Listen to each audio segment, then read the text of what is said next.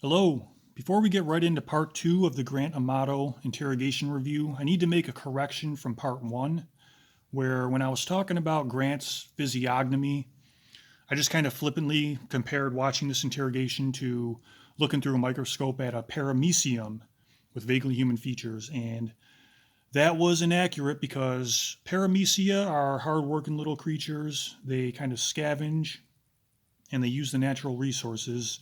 They're not actually parasites. So I want to apologize to Paramecia everywhere for comparing you to Grant Amato. Watching this interrogation is actually more like looking through a microscope at a leech with vaguely human features, or like a mosquito in a human disguise, like wearing clothes and a wig, or maybe a pinworm. So we're at the beginning of the interrogation still, and I know there's a temptation to just skip right ahead and find the timestamp to where the detectives confront Grant about their suspicions of him committing the crime. But if you do that, you're missing so much. You're missing everything, really. If the detectives had gone right to accusing him, then this interrogation would have been useless. It was all of the stuff revealed in this just kind of non-confrontational, everyday conversation that made the interrogation so damning and the most damning piece of evidence. Grant might have gotten away with it if not for these simple questions that Grant rambles on about and reveals who he is, his viewpoint on things, how his mind works, and his relationships.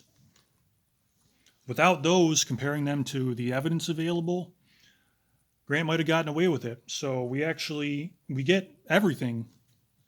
Well, we get almost everything in the opening sections where the detectives will just say, "So schooling, tell me about it," or "Any relationships?" And then Grant will give like an essay long answer.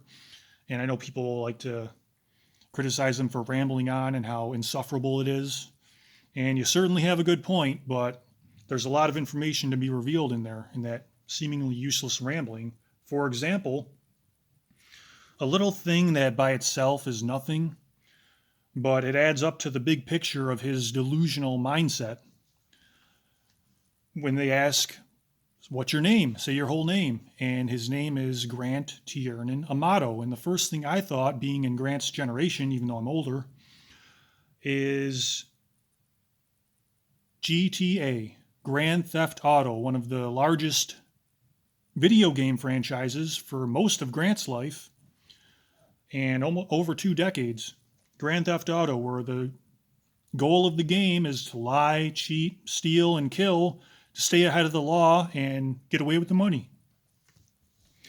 And I'm talking about little impressions here that by themselves are harmless, but they're given fuel by other little impressions. And this is one of them. Every time he looked at his name, he was thinking GTA, Grand Theft Auto, lie, cheat, steal, and even kill to get what you want. Just stay ahead of the law.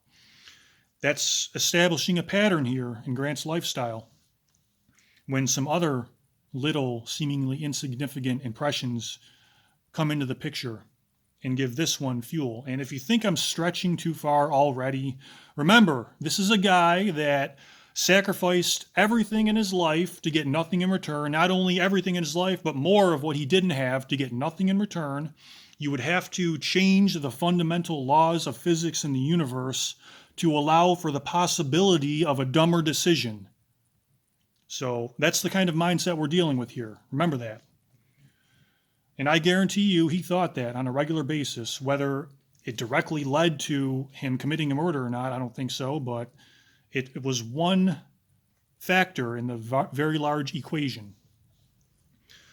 And we get a hint of that mindset when they get into Grant revealing his nursing background.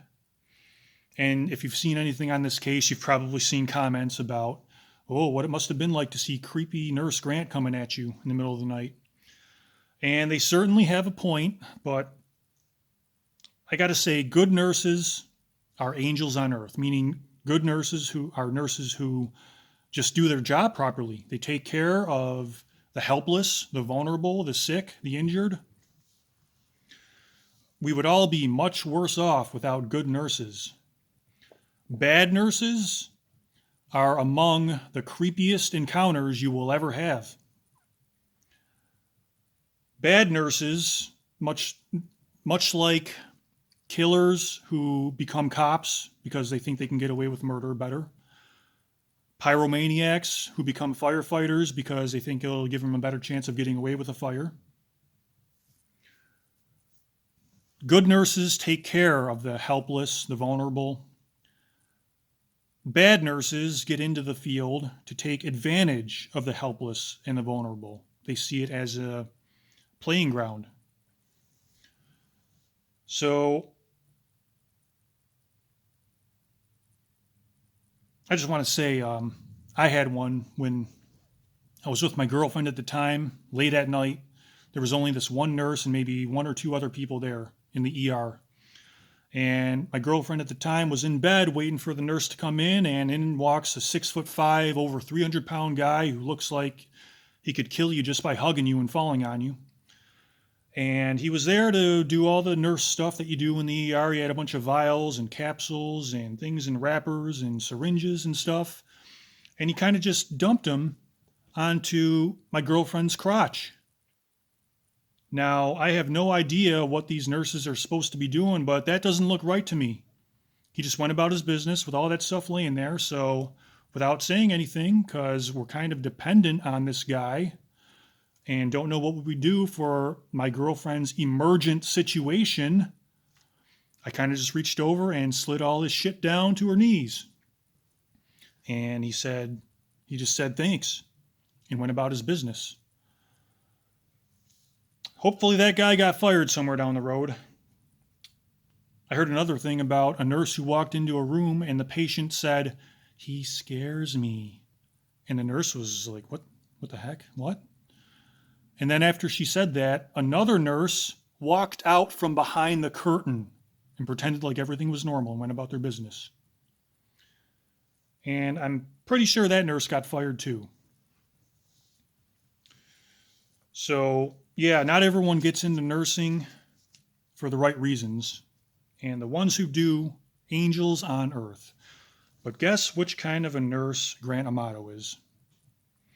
Well, if you were to listen to his presentation of his nursing career, you would think he's a good nurse. And he probably was for most of his nursing career, as every person who becomes a criminal and commits crimes is. They're a decent human being for most of the time. And then when they think the coast is clear, they do the unthinkable. So Grant presents himself as a good nurse, but he alludes to the reason that he's out of work as a nurse is what he calls that wrongful grand theft charge, where they dropped it because of no evidence. See? Now keep that in mind. The wrongful grand theft charge that they dropped because there was no evidence. It's very important that he presents it that way for multiple reasons. Because here's what Grant thinks is okay nursing and a wrongful charge. He took a drug called propofol, which is given to patients to either calm them down or anesthetize them around the time of their surgery. He took it without documenting it. Every nurse has to document how much they take of a drug, what drug they take to use on patients, what time they did it, the date. Everything has to be documented. It's all extremely important to keep track of the patient's health and, to a lesser extent, the hospital's culpability in the patient's welfare. So he took it without documenting it. They found out later. He never admitted to this until they caught him, and he administered it to patients without any doctor's approval. So he's stealing the drugs, lying about it, administering it to patients to cheat his way out of doing his nursing duties, and running the risk of killing them so that he could just dope his patients into a coma so he could, I don't know, maybe go into a closet somewhere and jerk off to internet porn, for all we know. No one's reported that, but I wouldn't be surprised to hear it, that's why he was risking overdosing his patients. Imagine that's you or someone you care about. You're at work, you're thinking that they're taking care of your loved one, you're worried about what they might be doing. This guy's, without a doctor's approval, stealing drugs and doping up your loved one so they can just go be free somewhere and not do their job. That's what Grant calls a wrongful grand theft charge, where they had no evidence because it wasn't documented, because he lied and cheated about it. GTA. And that was one of his nursing jobs. He got fired from another one as well. And this one wasn't brought up in the interrogation, of course, because that would go against Grant's narrative of being a good nurse. However, in the trial, a couple of co-workers were questioned about his work ethic, and one did say from her experiences with him, he was a good student, and from her experiences with him on the job, he did his job well, and he was helpful. Like I said, he was a good nurse for most of the time, but she never heard about his bad nursing. She never heard about all of this lying, cheating, and stealing and getting fired. Others did, who were around him when he committed these crimes on the job. And they said it was just general bad work. They would ask him to cover, other nurses would ask Grant to cover for them so they can go on break. They would come back from break and find out that even though Grant said he would do it and he marked down that he covered for them, he didn't actually cover for them. He didn't take care of their patient. And then they would ask him about it and he would just lie. Other times when he was supposed to be taking care of his own patients, they would find him on a different floor or in his car on his phone or taking a nap in the break room when he was supposed to be doing his job, and not like it would be documented that he was working. He didn't sign out for a break, but he would be not working.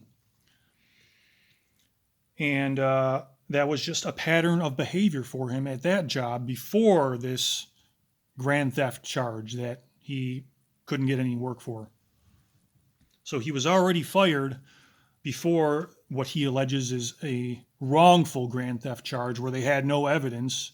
Good job on that, Grant, by not leaving any evidence. Grant seems to be very good at that, eradicating evidence. Because there wasn't any in any of these cases other than word of mouth and hearsay and what we can see in front of us when we look at him and listen to his words. Very good at getting rid of evidence, but he got fired for just being a bad nurse, and then later on got terminated and almost brought up, but his family got him out of the grand theft charge in actuality, which we'll get to later probably. But right now, we get to how he describes his education. And he describes his education as stalling, like everything was going good, I was doing great, but then it stalled because he had one slip up where I had to redo a class. Because of one slip up, no one has to redo a class because of one slip up unless it lands them in jail. So it just shows that he downplays his misbehaviors. He can answer these questions, these simple questions. They're just saying, like I said, so school, tell me about it. And he will give an essay in response. And that reveals who he is, who he wants you to think he is, and also who he really is. And he's trying to downplay his responsibility and mitigate some of his actions. And he just leaves out, he talks about the good things he did, but leaves out the bad things. It was more than one slip up if he had to redo an entire class. So, and he never mentions what that one slip up was, by the way, and they don't ask because they're still free and easy at this point. They're just kind of letting him go like a dog without a leash and seeing where he goes, and they're following along. And after that, when they see he's not really going to give any more on his one slip up that made him redo an entire class, they ask about girlfriends. So, any girlfriends, any relationships? And before Sylvie, the cam girl, who we all know now, he had one high school sweetheart and no relationship since then. And he says that's because he was focusing on his career. And you can understand that, even though both of his other brothers have fruitful careers and still had personal relationships. But we can understand we can't really blame Grant for being a failure in personal relationships because a lot of that is out of your control. However, once again, I think it's his lack of experience made him extra vulnerable to Sylvie's game.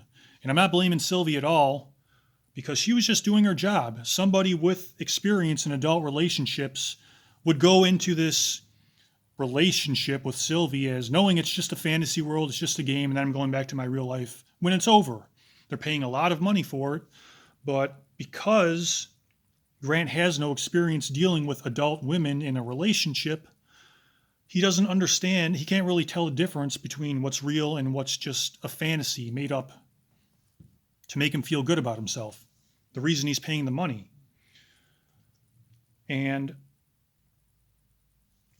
I can understand that. My first adult relationship after a long dry spell, I could tell something was wrong, but I had no experience to kind of draw from to put my finger on what I should do about it.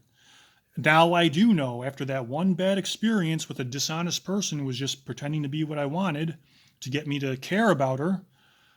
Then I knew something was wrong with this, but I didn't know what to do about it until after I kind of already got that broken heart. And now that has calloused over, I'm never going to fall for that again. I can still get conned in other ways, but I'm never going to get conned in a relationship ever again because I'll see through it. I'll see through the act. Grant, I just don't think he ever saw through the act. And again, not Sylvie's fault at all. By the way, they couldn't reach, I mentioned how the defense in trying to make Grant look like an innocent guy and then a guy who deserved life in prison instead of the death penalty. They were able to find one person to say something nice about him. And it wasn't his high school sweetheart. And by the way, guess who else they couldn't find to say anything nice about Grant? Sylvie, the cam girl who he paid hundreds of thousands of dollars to say nice things about him and make him feel good about himself and think something was really special about what they had together. They couldn't get her to say one nice thing about him when his life was on the line. Again, not her fault. She was just playing a game and he should have known better. But she did not show up at any time in that entire trial. So the detectives uncover the first hint of a motive, but we're getting long, so I'll have to reveal that in the next part. So I'll see you in part 3.